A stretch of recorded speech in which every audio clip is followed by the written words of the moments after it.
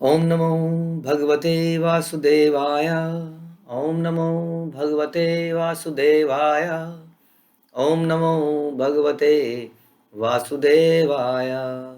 श्रीमद् भागवतम तीसरा कैंटो 14वां अध्याय और 15वां श्लोक हम सुन रहे हैं दिति और कश्यप मुनि के बारे में। जब दिति उनसे संध्या काल के समय पुत्र की कामना के लिए शारीरिक संबंध बनाने को रिक्वेस्ट करती है और उसके बदले में कश्यप मुनि उसकी एक तरह से तारीफ करते हैं और बताते हैं कैसे पत्नी क्या से कैसे एक व्यक्ति को बचाती है, इत्यादि इत्यादि। उस बारे में हम चर्चा कर रहे हैं। तो हमने सुना कि वो बोलते हैं कि हमारे शुभाकांक्षी पिता दक्ष ने, अब दिति बोल रही है, दिति पहले अपने आप को जस्टिफाई कर रही है कि कैसे ये जो मेरी रिक्वेस्ट है ये गलत नहीं है। मेरे पिताजी ने मेरी शादी करी, और दक्ष मेरे पिताजी हैं और बाकियों की भी शादी करी, आपसे भी करी। तो आप उन पत्नियों को ऑलरेडी पुत्र पुत्र हैं, पुत्रियां दे चुके हो, लेकिन मैं अभी भी पुत्र विहीन हूँ। तो इस प्रकार की चर्चा वो कर रही है। तो 15वां श्लोक सुनते हैं। अथ मे कुरु कल्याणम कामम कमललोचनम आर्तोपसर्वणम पसर्पणम भूमन्नमोद्यम ही महीयसी। हे कमल लोचन, कृपया मेरी इच्छा पूरी करके मुझे आशीर्वाद दें। जब कोई त्रस्त होकर किसी महापुरुष के पास पहुंचता है तो उसकी याचना कभी भी व्यर्थ नहीं होनी चाहिए। आप एक महात्मा हैं, दूसरों को संतुष्ट करना ही आपकी इच्छा है, अपनी संतुष्टि के लिए नहीं, मेरी संतुष्टि के लिए इस प्रपोजल को एक्सेप्ट कर लीजिए प्लीज़। आप मेरे पति हैं और मैं कारण भी बता चुकी हूँ। तो प्लीज़ मेरी इच्छा को पूरा करें, क्योंकि आप एक महान पुरुष हैं। वास्तव में महान पुरुष वही है जो दूसरों के लिए जीता है। जैसे श्रील प्रभुपाद, उन्होंने अपना पूरा जीवन दूसरों को ये शिक्षा देने में लगा दिया, पूरे संसार को लगा दिया, अपना पराया कोई विचार नहीं किया। शारीरिक तौर पर पूरे संसार को अपना मान के उन्होंने इसका प्रचार किया और आज हम इसका लाभ उठा पा रहे हैं। और कितने सारे भक्त हैं जो बिना किसी व्यक्तिगत लाभ के इसको सब लोगों तक पहुंचाने का भरसक प्रयत्न कर रहे हैं। तो महात्मा व्यक्ति वही है। तो बोलती है कि आप महात्मा हैं, इसलिए मेरी इच्छा को पूरा कीजिए। इति ताम वीर मारीच कृपणाम बहु भई भई बशीणी प्रत्याह अनुनय वाचा प्रवृद्ध अनंग कश्मलाम। हे वीर। हाँ, अब ये यहाँ पे बता रहे हैं बिटवीन ये विदुर से जो बातचीत चल रही है, मैत्री ऋषि तो कहते हैं विदुर को क्या बोलते हैं, वीर। प्रभुपाद इसको बताएंगे कि वीर क्यों बोलते हैं। तो हे वीर, इस तरह काम वासना के कलमश से ग्रस्त और इसलिए असहाय एवं बड़बड़ाती हुई दिति को मरीचि पुत्र ने समुचित शब्दों से शांत किया। तो शब्दों से शांत किया पहले, फिर देखेंगे क्या करते हैं। लेकिन यहाँ बता रहे हैं हे वीर। तो प्रभुपाद बता रहे हैं यहाँ पर कि जब कोई पुरुष या स्त्री काम वासना से ग्रस्त होता है तो इसे पाप पूर्ण कलमश कहा जाता है। और वास्तव में इससे संतुष्टि नहीं मिलती है। आदमी भरसक प्रयत्न करता है अपनी काम वासनाओं को पूरा करने के लिए। वो कुछ मूवी देखता है, कुछ और करता है, कहीं पर बाहर जाता है, किसी से फ्रेंडशिप करता है इसी पर्पज़ के लिए, और हम देखते हैं उसको फिर भी सेटिस्फैक्शन नहीं मिलती है। एक अजीब सी बेचैनी और एजिटेटेड माइंड रहता है। ऑफिस में थोड़े दिनों में इतना गिर जाता है वो कि ऑफिस में काम करते हुए भी उसके दिमाग में वही सब चलता है। किसी भी ऑफिस की स्त्री को भी देखता है तो उसके दिमाग में तो बहुत ही करप्ट माइंड हो जाता है, दूषित हो जाता है, और बड़ी दयनीय स्थिति है। वास्तव में बहुत अच्छी स्थिति नहीं है, बड़ी दयनीय स्थिति हो जाती है ऐसे व्यक्ति, क्योंकि दिन दिन रात उसको यही दिमाग में चल रहा होता है और वो अपने आप से फ्रस्ट्रेट हो जाता है। ऐसी स्थिति हो जाती है कि वो उन विचारों से बचना चाहता है, फिर भी वो विचार उसके मन में आने लगते हैं। बहुत ही बुरी स्थिति है। इसलिए बता रहे हैं कि जब कोई स्त्री पुरुष काम वासना से ग्रस्त, ये इसे कलमश कहते हैं। कश्यप अपने आध्यात्मिक कार्यों में संलग्न थे तो भी उनमें इतनी शक्ति नहीं थी कि वो अपनी पत्नी को मना कर पाते जो इस प्रकार से पीड़ित हो रही थी। क्यों मना करना था? चर्चा का हमने पहले भी विषय बताया था कि मना इसलिए करना था कि उचित समय नहीं था। तो संतान उत्पत्ति एक साइंस है अपने आप में। प्रभुपाद होता, हमारे शास्त्र बताते हैं किस प्रकार से उच्च संतान उत्पत्ति की जाए। तो वे कठोर शब्दों में अपनी पत्नी के साथ असमर्थता नहीं दिखा पाए। ये भी एक समस्या है। कई बार हमसे लोग गलत काम करवा लेते हैं और हम मना नहीं कर पाते। ये मना करना हमें आना चाहिए, आना पड़ेगा, क्योंकि ये समाज बिल्कुल उल्टी रास्ते में बह रहा है। जब जब आप भक्ति करेंगे, हाँ, तो आपको कुछ और करने के लिए बोला जाएगा। हम्म, और आप अक्सर उसको मना नहीं कर पाए। हमने देखा कितने सारे लोग हैं जो खाने पीने के कई सारे नियमों का पालन करने लगते हैं, लेकिन अचानक किसी पुराने दोस्तों से मिलते हैं और कहते हैं चल छोड़ना यार, क्या कर रहा है, क्या पागल हो गया क्या? हम्म, ये कोई उम्र है ये सब करने की?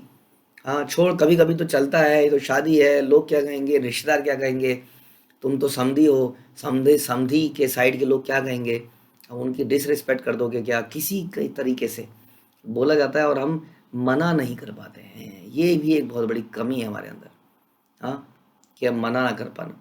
एक गुण बनता है जब हम सेवाएं लेते हैं, हम मना नहीं कर पाते। लेकिन हर जगह यदि आप मना नहीं कर पा रहे हैं, अगर आप कोई सेवा भी ले लेते हैं जिसको आप नहीं कर पाएंगे और आप उसको मना नहीं कर पा रहे हैं, तो ये भी बहुत बड़ा अपराध हो जाता है, क्योंकि बाद में उसकी वजह से बहुत समस्याएं होती है। और उसी तरह से कोई आपको प्रलोभन दे रहा है, मना नहीं कर रहे, बोलते हैं मैं क्या करता, फंस गया, दोस्ती में फंस गया, हम्म, और गलत काम कर दिया, उसका फल तो आपको भुगतना पड़ेगा।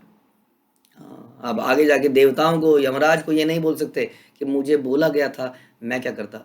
हर व्यक्ति के पास ये चॉइस दी गई है कि वो किसी प्रलोभन को यस करे या नो करे। हाँ, इतनी ज़्यादा उदारता, इतना ज़्यादा शालीनता भी ठीक नहीं है कि आप गलत चीज़ को गलत ना बोल पाओ और उसमें पार्टिसिपेट कर जाओ। हम्म, यदि आप अपने मित्रों के साथ गए हैं और वो बियर के पैग ले रहे हैं और आप बोल रहे हैं मैं मना नहीं कर पाया, क्या बोलता उनको कि मैं लस्सी पीऊंगा? वो हंसते मेरे ऊपर, है लस्सी पी ले, दूध पी ले, निप्पल ले ले। हाँ, मुझे शर्म आ गई, मैं मना नहीं कर पाया। फिर वही लोग मुझे एक दिन कहीं किसी प्रोस्टिट्यूट के पास ले गए और मुझे बोलने लगे अबे मर्द है तो चल। हाँ, अब मैं क्या करता? हाँ, मैं क्या ये दिखाया था कि मैं आई एम नॉट अ, हाँ, मेल? तो मैं मना नहीं कर पाया। हाँ, उसी तरह से बहुत पुरानी दोस्ती थी। हाँ, वो दोस्ती में ऐसा उसने कर दिया, ऐसा उसने बोल दिया, अचानक से उसने दोस्ती में ऐसा कर दिया, मैं मना नहीं कर पाया। हम्म, तो ये बड़े इंपॉर्टेंट विषय हैं। भागवत में हम इनके बारे में बहुत सुनते हैं, ऐसे विषय बहुत सारे आएंगे। आप जब आगे की कथाएं सुनेंगे, उससे प्रैक्टिकली पता चलेगा कि you have to tell no, this is wrong, I will not do this, I will not support this. गलत चीज़ में खड़े हो जाना भी आप उतने ही अपराधी बन जाते हैं, राइट? इसलिए ये करेज तो आपके अंदर होना ही चाहिए, तभी आप भक्ति भी कर पाएंगे। कोई भक्ति करने नहीं देगा आपको इस संसार में। बहुत ज़्यादा हिम्मती व्यक्ति ही भक्ति कर सकता है, ये हम आपको पहले बता दें। You have to be very courageous, तभी आप जी पाएंगे इस संसार में, लेकिन कोई आपको जीने नहीं देगा नहीं तो। इसलिए यहाँ प्रभुपाद बता रहे हैं कि वो कठोर शब्दों से मना नहीं कर पाए, लेकिन विदुर ऐसे नहीं थे, इसलिए विदुर को वीर कहा जा रहा है।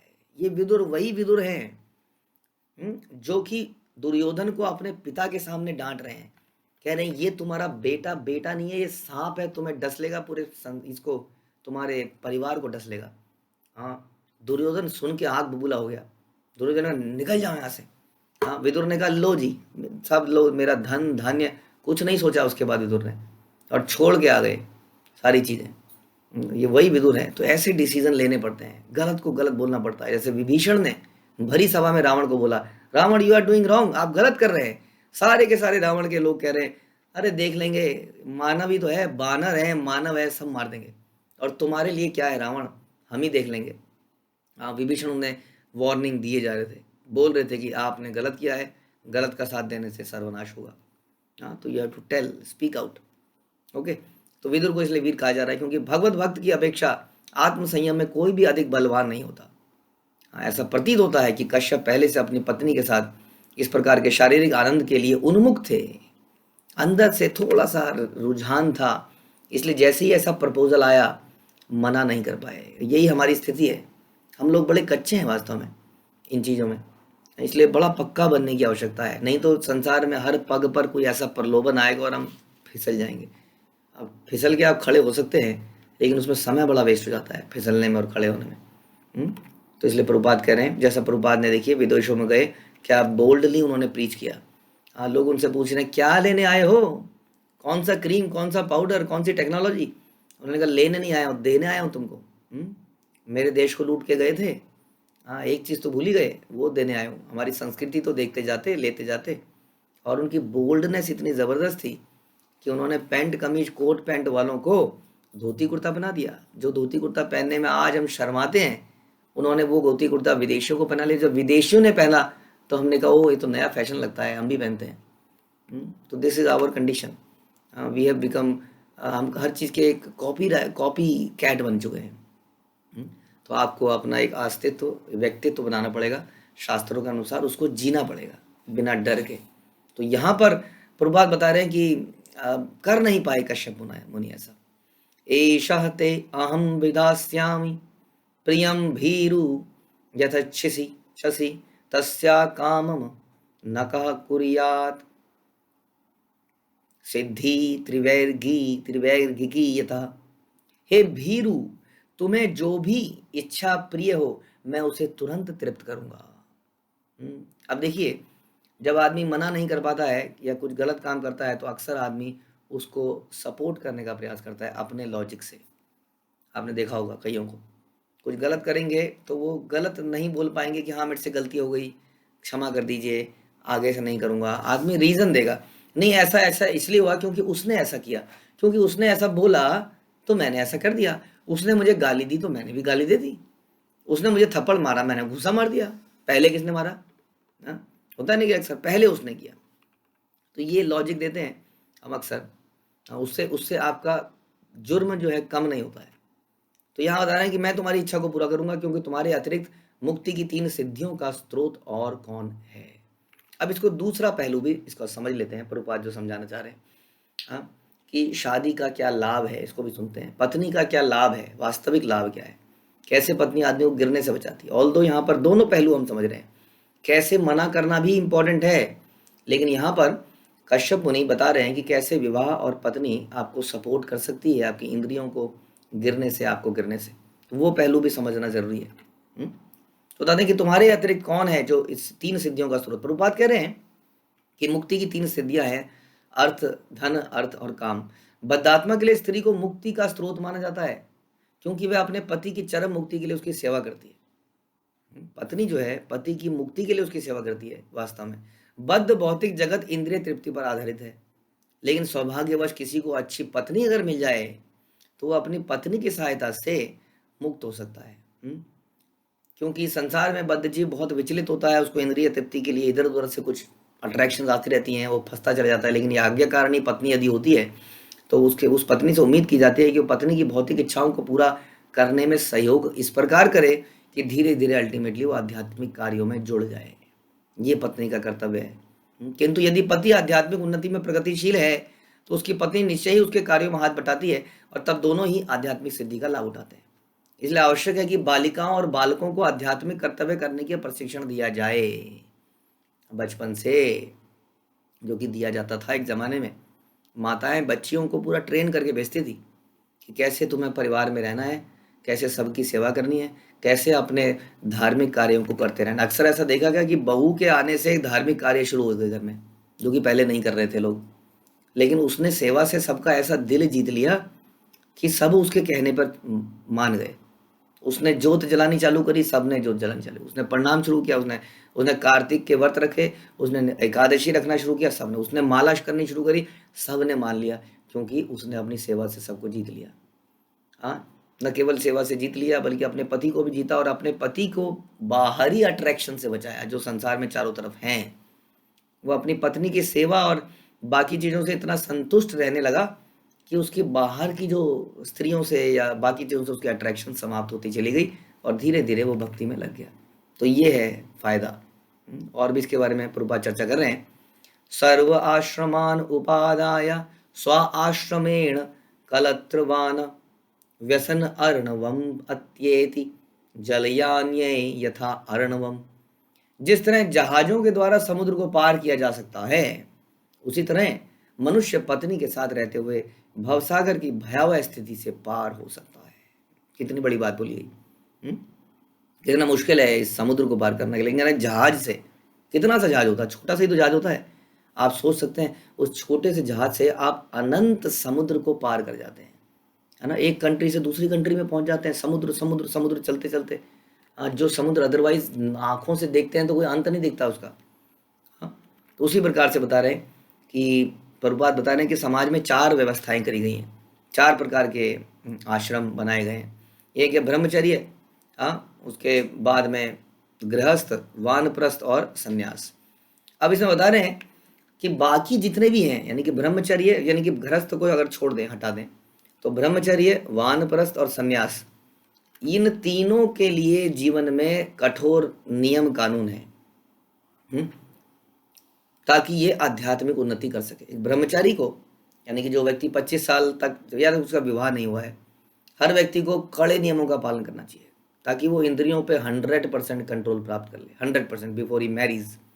अभी तो बिल्कुल 0% कंट्रोल है आज की डेट में बच्चों का, क्योंकि ऐसी ट्रेनिंग ही नहीं है कोई, ना तो खाने की, ना पीने की, ना उठने की, ना किसी प्रकार की शुद्धि की। तो ब्रह्मचर्य में पूरी प्रकार की उसकी तपस्या कराई जाए। उसके बाद वानप्रस्थ में भी, यानी कि जनरली हम कहते हैं कि 50 साल के बाद, बच्चे बड़े होने पर, विवाह संपन्न करने के बाद व्यक्ति को टोटली अपने इंद्रियों को बिल्कुल कंट्रोल कर लेना चाहिए अब तो। उसके बाद तो वो भी ज़्यादा बाकी सुविधाएं उपलब्ध नहीं है, धन नहीं है, तो ब्रह्मचारी के बाद धन नहीं है। वानप्रस्थ अब रिटायर हो चुका है, उसके बाद धन नहीं है। सन्यासी तो वैसे ही सब कुछ त्याग चुका है। ये सारे के सारे आध्यात्मिक उन्नति में लगे हैं और दूसरों को आध्यात्मिक रूप से बढ़ा रहे हैं। दूसरा कौन बचा गृहस्थ। तो बहुत बड़ी पॉपुलेशन है ये, बाकी पॉपुलेशन बहुत कम है। ब्रह्मचारी आश्रम बहुत कम लोग जाते हैं आजकल में, वानप्रस्थ और सन्यासी भी बहुत कम लोग जाते हैं। बड़ी जनसंख्या गृहस्थों की है, लेकिन ये 3 आश्रम जो है इन गृहस्थों पर ही टिके हैं, क्योंकि यही जीविकोपार्जन करते हैं, यही पत्नी बच्चे घर के साथ रहते हैं, और इनकी जिम्मेदारी बनती है कि बाकियों की मदद करे। इसमें पत्नी परिवार मदद कर सकता है। हमारे पास ये सुविधा है कि हम इन सब की मदद करें, धन से, तन से, मन से। तो हमारे पास भगवान ने ये सुविधाएं दी हैं, बाकियों के पास नहीं है, तो इनको हमें इनकी सेवा में लगाना चाहिए। इससे क्या फायदा होगा? ये लोग टोटली भगवान की भक्ति में रिसर्च कर रहे हैं, एनालिसिस कर रहे हैं, तपस्याएं कर रहे हैं, और जो इनको मिल रहा है वो सबको बांट रहे हैं। इसलिए हमारा कर्तव्य बनता है कि हम इनको जीवन में सोचने पे मजबूर ना करें। कभी ऐसा ना हो इनको सोचना पड़ जाए, खाऊंगा क्या, कैसे रहूंगा। इनकी सारी आवश्यकताएं पूरी करी जाएं, ऐसा कल्चर था। आजकल ये कल्चर समाप्त हो गया है, क्योंकि विश्वास समाप्त हो गया है और व्यक्ति बहुत सेल्फिश हो गया है। वो ये नहीं समझ पा रहा है कि इन लोगों से जो मिल रहा है वास्तव में, इन 3 आश्रमों से, वो वास्तव में बड़ा ही उच्च है और मेरे जीवन को भी शुद्ध कर देगा। और मैं क्योंकि इस आश्रम में फंसा हुआ हूँ एक प्रकार से, तो पत्नी इसमें बड़ा हमारा लाभ कर सकती है, इन सब की सेवा करने में, प्रसाद बनाने में, धन के संग्रह में, धन का वितरण में, इन सब चीज़ों में। तो इस सब चीज़ों के बता रहे हैं कि ये आश्रम जो है बड़े सोच समझ के बनाए गए हैं। ये जातिवाद नहीं है, ये ब्राह्मण है तो ये जाति से ब्राह्मण हो गया, ये कर्मों के अनुसार है। जो व्यक्ति ब्रह्मचारी है वही ब्रह्मचारी है, जो वानप्रस्थ है वही वानप्रस्थ है। तो प्रभुपाद बता रहे हैं कि चारों आश्रम इस तरह बताने गए। तो बता रहे हैं कि मनुष्य अगर अपनी पत्नी के साथ हो और वो धर्म का स्थापना करें, धर्म का पालन करें, तो क्या होगा? तो इस प्रकार से वो भयावह समुद्र को भी पार कर जाएगा, क्योंकि इस तरह से दोनों एक दूसरे की मदद करेंगे। This is the purpose of a perfect marriage. तो यहाँ पर जो है कश्यप मुनि बता रहे हैं कि एक तरह से मैरिज का क्या पर्पस है। लेकिन हम दूसरी कहानी का पहलू भी साथ साथ समझते जाएंगे कि इसका मतलब ये नहीं है कि every demand is a valid demand. You have to know कि कौन सी डिमांड सही है, वेयर टू से नो, ये आपको समझना पड़ेगा। तो इन दोनों पहलुओं को लेके हम थोड़ा और अभी चर्चा इस विषय पे करते रहेंगे। हरे कृष्णा। श्रील प्रभुपाद की जय। ग्रंथराज श्रीमद् भागवतम की जय।